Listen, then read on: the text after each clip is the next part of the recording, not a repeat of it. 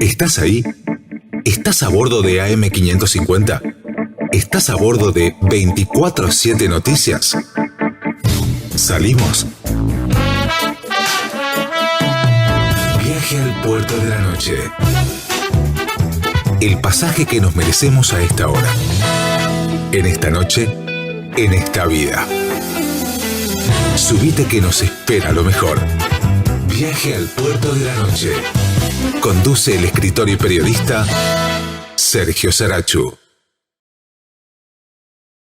Pablo Poli Walker, buenas noches, ¿cómo estás? Todo bien. Bueno, estás en un lugar más que apropiado porque San Julián, toda esa zona de Santa Cruz, es riquísima en historia, en hechos históricos, Pablo, pero bueno, no siempre está la posibilidad de resguardar lo material que testimonia esa historia. Y esto tiene que ver con, por ejemplo, lo que fue el edificio de la comisaría donde se fusiló, creo que a 2 huelguistas, que es el trabajo que están en estos días ustedes llevando a cabo para defender ese lugar. En efecto, yo integro una pequeña comisión que nos autodenominamos Amigos del Patrimonio, que estamos intentando evitar que sea demolida una comisaría que tiene unos 110 años. No sabemos exactamente la fecha de construcción, pero ronda allá por el 1910, y es el sitio donde además estuvo preso Facón Grande, además del fusilamiento que vos mencionás. Claro. Estuvieron presas las prostitutas de la Catalana, de San Julián. Es el lugar donde fue agasajado el capitán Anaya, el más sanguinario de todos los oficiales del ejército argentino que reprimieron obreros acá en la meseta central santacruceña. Fue agasajado cuando terminó esta campaña, esta masacre verdaderamente, agasajado por la Liga Patriótica, esta agrupación de extrema derecha, ¿no?, integrada por patrones, estancieros, pequeños burgueses de la localidad. Así que la comisaría en realidad es comisaría y cárcel, ¿no? Era una comisaría muy pequeña con 8 calabozos, que digamos es un poco la caja de resonancia de esos acontecimientos, sobre todo del año 14, que acá Bayer registra en San Julián lo que él cree que es la primera huelga rural de la Patagonia. Se produce acá en San Julián, ya con tiroteo y con encarcelados, con 69 anarquistas presos. San Julián tenía menos de 1000 habitantes y en una redada acá hay 69 anarquistas de todas las nacionalidades, ¿no? Había rusos, alemanes, polacos, turcos, griegos, españoles, un verdadero, unas Naciones Unidas del anarquismo, ¿no? Ajá. Y allí también en San Julián, bueno, se da, como vos decías, lo de las mujeres, que Osvaldo Bayer también las testimonia muy bien. Sí, en realidad el episodio lo registra Osvaldo. Es muy pequeña verdaderamente la cantidad de datos, y la investigación de Osvaldo ocupa nada más que 2 páginas, y sin embargo, con el paso de los años, yo creo que más que nada alumbrado por esta nueva perspectiva de género y digamos la revalorización de la lucha del feminismo y el hecho de que el colectivo femenino hoy en día esté protagonizando probablemente el hecho político más significativo de lo que va del siglo. Esto se ve bajo un nuevo cariz, ¿no? Yo cuando era chico, la revuelta de las catalanas era un episodio pintoresco, digamos, y moderadamente heroico, pero que no tenía el relieve que tiene hoy en día, ¿no? Yo creo que a la luz de estos acontecimientos este hecho se ha resignificado, ¿no? Pero sí, de hecho, para narrarlo una vez más, probablemente tus oyentes lo conozcan, pero son 5 prostitutas que cuando termina la campaña represiva, que concluye acá, los últimos fusilamientos son acá unos 100 kilómetros al norte de San Julián, en un sitio que se llama Tres Cerros, en la Ruta 3. Eso sucede a mediados de enero del 22, ¿no?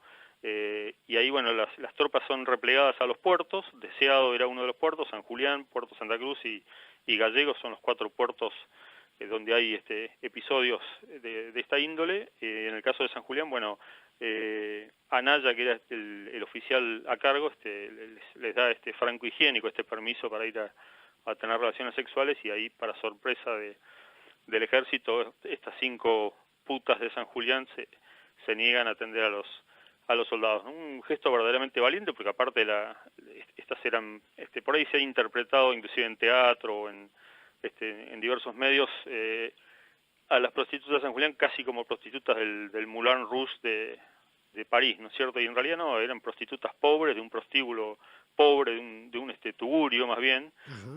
cuya clientela mayormente eran los sectores medios y bajos, ¿no? Es decir, la clase media acomodada y la escasa clase media de San Julián, porque en realidad San Julián nunca tuvo una aristocracia ganadera muy significativa, ¿no?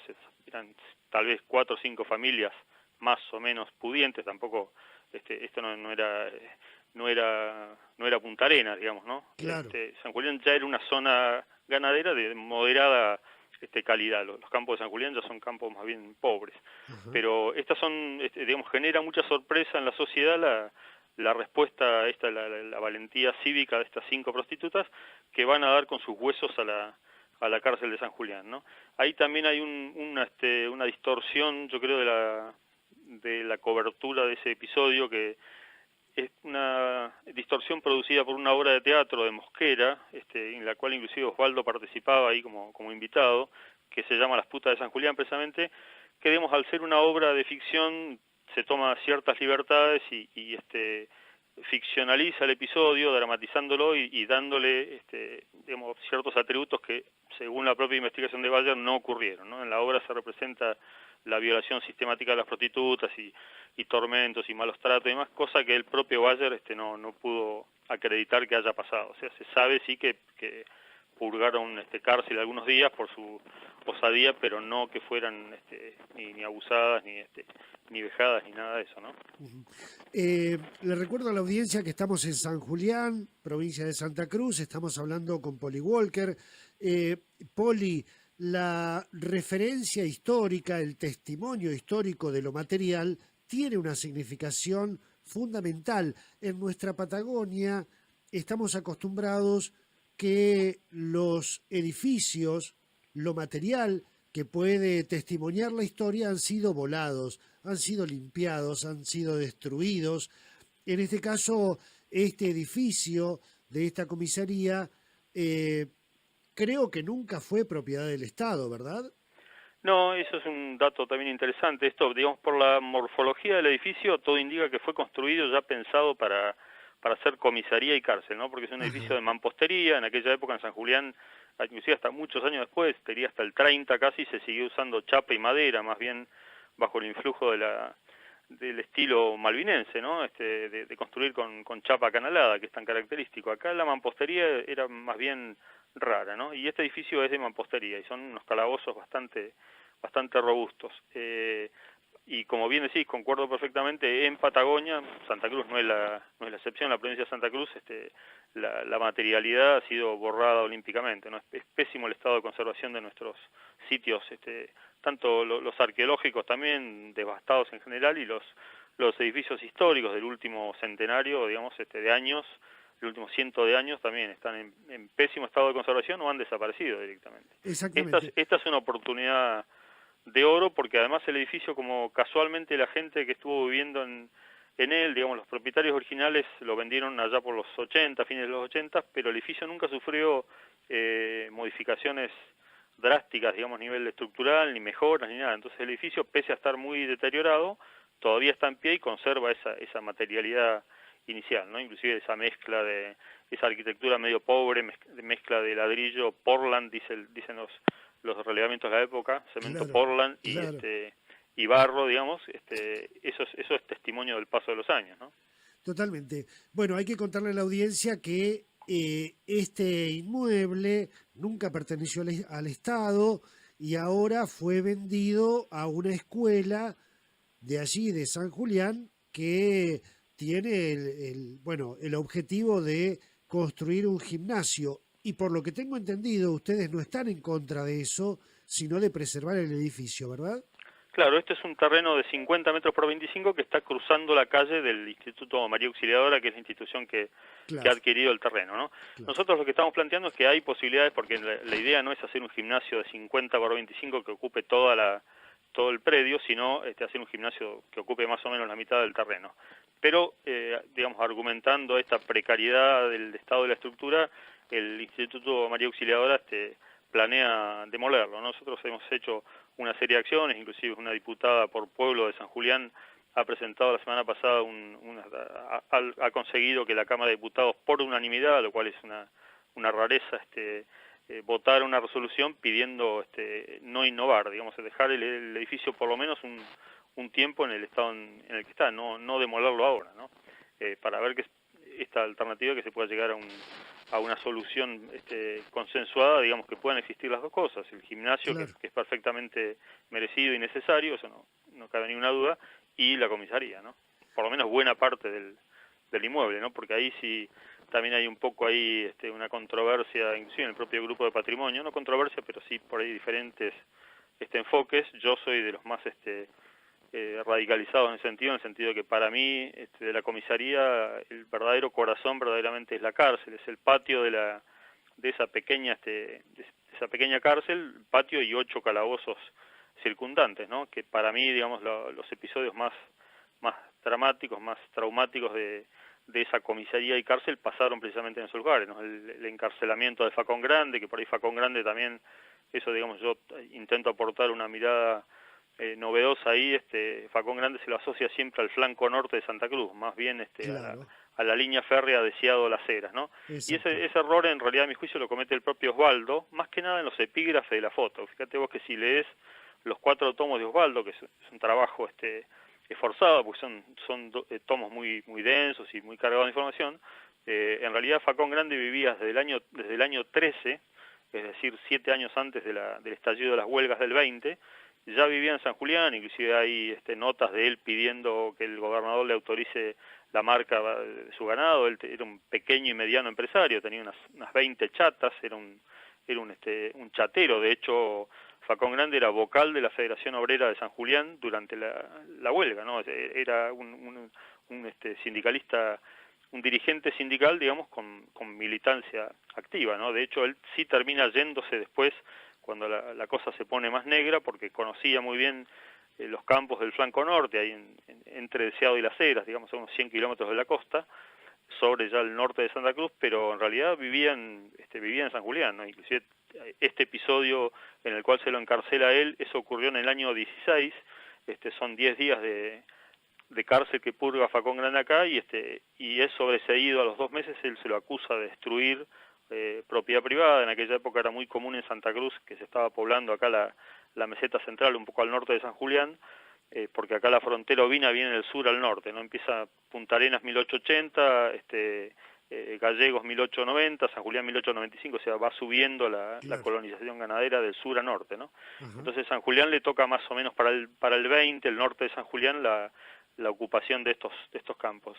Y entonces en aquella época era muy común la ocupación ilegal de campos, ¿no? Entonces Facón Grande estaba instruido por el patrón para que nadie se instale en el campo que era del patrón, ¿no? Y él, bueno, en un momento muy a lo Facón Grande, hay un ocupa ahí, digamos, ahora que está tan de moda el tema de toma de tierras, que instala un rancho, y Facón Grande va con su chata enorme y con 30 mulas, entonces le ata el rancho del intruso, y lo desbarata completamente, lo arrastra 5 kilómetros hasta el casco de la estancia, ¿no? Bueno, a causa de eso cae preso Facón Grande, ¿no? Y esa causa, que está muy bien documentada, que increíblemente se ha conservado los papeles originales, son unas 70 fojas que permiten inclusive ver la propia autosuperación de Facón Grande, porque cuando él cae preso en el 16 es casi un semi-analfabeto, apenas sabe firmar. Ahí al costado de las fojas se ve la firma temblorosa e insegura de Facón Grande, y después en el 20 y 21, cuando él le envía notas, digamos, al gobernador pidiendo la marca de su ganado, se nota una firma ya perfectamente fluida y consolidada, ¿no?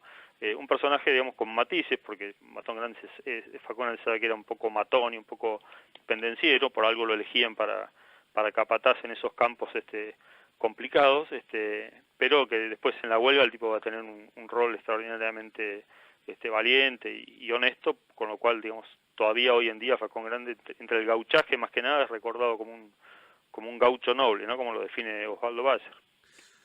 Más allá de los edificios, Poli, ha avanzado bastante Santa Cruz en la conformación de esta especie de ruta de las huelgas de aquellos años. ¿Cómo ves vos el traslado de esta información, de este testimonio en las escuelas, sobre todo en la escuela media? ¿Se ha incorporado en los contenidos el tema de la huelga. Sí, desde el año pasado, de hecho, Santa Cruz aprobó una ley también provincial para convertir en feriado provincial ya fijo, estable, digamos, en el calendario, el 7 de diciembre como fecha de recordación de los episodios del 21, ¿no? 21 y 22. Eso ya está oficializado y, digamos, en la currícula se contempla también la lectura de los libros de Osvaldo Bayer, o sea, a nivel docente, a nivel educativo está eso institucionalizado. Yo no sé en la práctica en realidad cuántos docentes lo llevan verdaderamente al aula. Eso honestamente no lo puedo contestar, ¿no? Porque el tema de las huelgas es una cosa interesante que te diría que hasta bien entrado los años 80 era un tema tabú, ¿no? Como era una provincia chica, que hasta no hace mucho tiempo seguía siendo una provincia muy despoblada, los mismos apellidos todavía siguen retumbando hoy en día. Si vos escarbás un poquito, y la misma gente que por ahí sigue teniendo poder y sigue siendo cabeza de partido y cabeza de lista y diputados y gobernadores y demás, los apellidos, bueno, para no ir muy lejos, el fotógrafo del ejército se llamaba Kirchner. Si eso no lo dice todo, digamos, claro. O sea, el tema huelgas, yo digo, hasta el año 90, prácticamente 95, todavía era un tema del cual no se hablaba, era un tema que se barría abajo de la alfombra, ¿no? En los últimos años, en ese sentido, sí, yo creo que ha habido un progreso y ya el tema se puede discutir abiertamente, ¿no? Y en ese sentido también el kirchnerismo, que yo creo que en la última década se consolidó como una especie de centroizquierda del peronismo, adoptó el tema de las huelgas también como un tema propio, ¿no? Porque hasta, te diría, 20 años atrás, el propio Bayer tenía una pésima relación con la familia Kirchner y inclusive con la expresidenta, ¿no? Ajá. Y en los últimos años Bayer hizo las paces con el kirchnerismo porque vio que algunas de las cosas que el kirchnerismo hacía estaban en línea con lo que él pensaba, ¿no? Nunca dejó de ser crítico Osvaldo, pero sí morigeró un poco esa enemistad inicial. Estaba mirando un video donde Osvaldo recorre la vieja comisaría, ¿puede ser? Sí, eso digamos, yo lo filmé a él, lo entrevisté justo, eso fue en el año 2015, él volvió por pocos días a la Argentina, su esposa estaba muy mal de salud y de hecho al día siguiente de la entrevista esa la esposa falleció y él regresó ahí rápidamente a Alemania, ¿no? Ya Osvaldo ahí en el 2015 estaba muy mal de la memoria remota, por lo menos, curiosamente él escribía en Página 12 columnas sobre actualidad y estaba súper informado y súper lúcido, pero paradójicamente para un historiador había perdido la memoria remota, ¿no? Entonces cuando uno le preguntaba de cosas de la huelga, ya en el 2015 Osvaldo no te podía contestar lúcidamente, ¿no? Una lástima. Pero bueno, desde el punto de vista emotivo, por lo menos sí, dos nietas alemanas de él, porque casi toda su familia se desarrolló en el exilio a causa de la amenaza de la AAA que lo obligó a irse del país, las nietas estas alemanas que no hablaban una palabra de castellano, una cosa bastante surrealista, lo acompañaron a él ya muy muy viejito a recorrer esta comisaría donde sus queridas putas de San Julián habían pagado con calabozo su osadía, ¿no? Viaje al puerto de la noche. Conduce el escritor y periodista Sergio Sarachu.